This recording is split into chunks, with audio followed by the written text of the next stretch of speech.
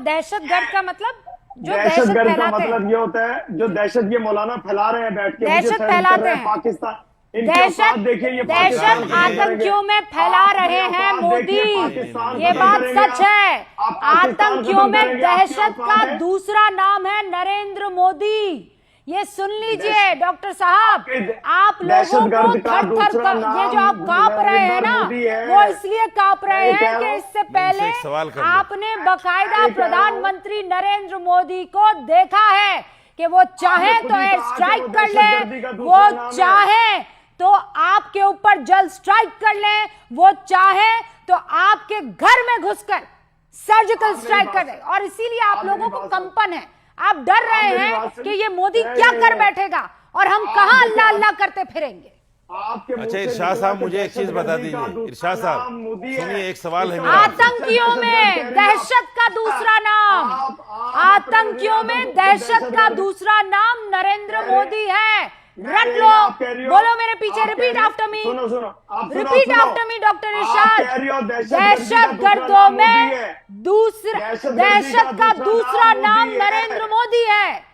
आतंकियों में दहशत का दूसरा नाम नरेंद्र मोदी है। रट लीजिए और जाकर अपने हाफिज सईद को, लखवी को,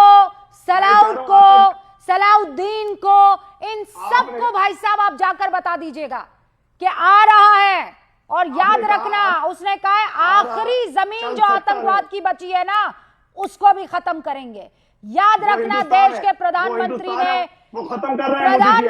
ने ये कह दिया है, we will chase you till the end of this earth. मुझे रुबीना, इस धरती के छोर तक तुम्हारा पीछा बहुत तरस आ रहा है इस करेंगे। आदमी के ऊपर, मुझे इस आदमी के ऊपर बहुत तरस आ रहा है यकीनन। छोड़ो, ये आदमी बिला वजह का दिफा कर रहा है पाकिस्तान का।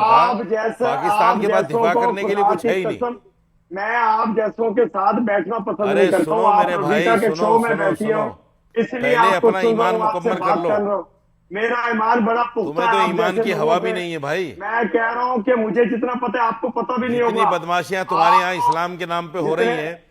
मुझे अरे जितनी जलालत आपको मस्जिदों में बम फोड़ देना ये इस्लाम है क्या? जितना मस्जिदों में बम फोड़ देना, नमाजियों के ऊपर बम डाल देना ये इस्लाम है क्या? तुम्हारे यहाँ तो यही होता है। ये देखो, तुम्हारे यहाँ तो यही होता है, मस्जिदों में बम फटते हैं तुम्हारे यहाँ। किस मुंह से बात करते हो इस्लाम की? बैठो जिनका नमक खा, किस मुंह से बात करते हो इस्लाम की? दहशतगर्दों के अरे किस मुंह से बात करते हो इस्लाम की? मस्जिदों में बम फाड़ने वालों, तुम्हारी औकात है? इस्लाम क्या है जानते हो? जिहाद क्या है जानते हो? मैं सिर्फ तुम्हें तो जिहाद का जीन का भी पता नहीं है। मैं रुबिका के शो की वजह से आपसे मुझे अफसोस है कि मैं आप जैसे आदमी के साथ बात कर रहा हूँ।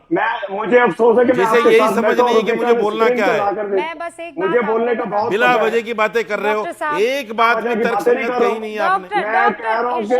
डॉक्टर इरशाद, मैं आपको बस एक बात बता देती हूँ। यहाँ पर ये जो आपका प्रोपेगेंडा, आपका तरीका, आपका एजेंडा है ना, कि नहीं चूंकि डैडी है, सुनिए ना, मैं बहुत मोहब्बत में आपसे बात कर रही हूँ, सुन लीजिए, 1 घंटे से सुनिए। और मैं तो आपको ये भी नहीं कह सकती हूँ डॉक्टर साहब, मैं तो ये भी नहीं कह सकती हूँ कि 1 गिलास पानी पी लीजिए। अब बचा बचा कर रखना होगा इंडस ट्रीटी के बाद। बहुत पानी पिया।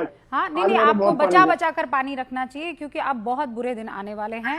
बूंद बूंद पानी पीजिएगा आप। और मैं कह रही हूँ, अगर आप चाहते हैं कि बेहतरी से 2 मुल्क रहें, आप और मैं, वहां पाकिस्तानी अवाम और हिंदुस्तानी अवाम मोहब्बत से रह सकते हैं, कोई दिक्कत नहीं। आप यहां पर वेलकम होंगे, हम वहां पर वेलकम होंगे। बस एक ही चीज है, एक ही चीज है डॉक्टर इरशाद, एक ही चीज है, शर्त एक है, और कुछ नहीं, हमें और कुछ नहीं चाहिए।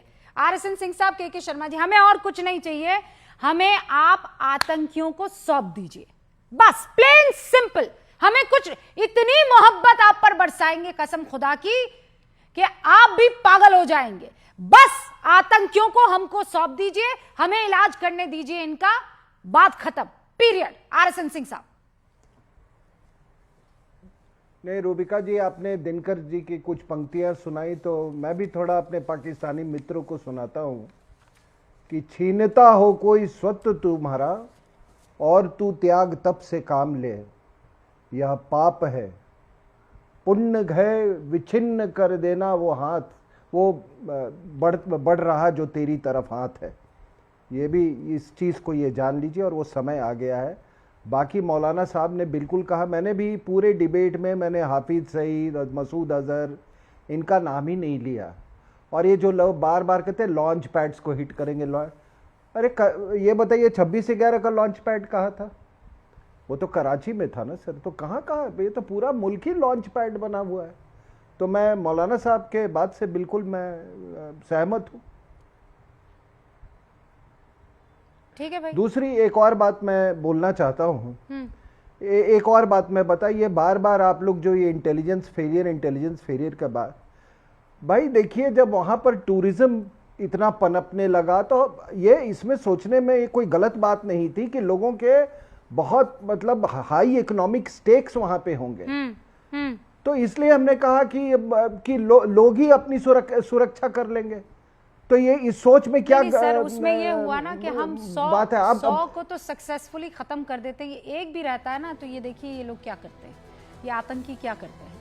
लेकिन शुक्र इस बात का है कि पाकिस्तान ने पूरी कोशिश की, और मैं शुक्रिया अदा करती हूँ मौलाना रशीदी का कि उन्होंने ये क्लियर कर दिया कि जब मुल्क की बात आएगी तो कोई इधर उधर नहीं, पहले मुल्क बाकी सब बाद में। जय हिंद।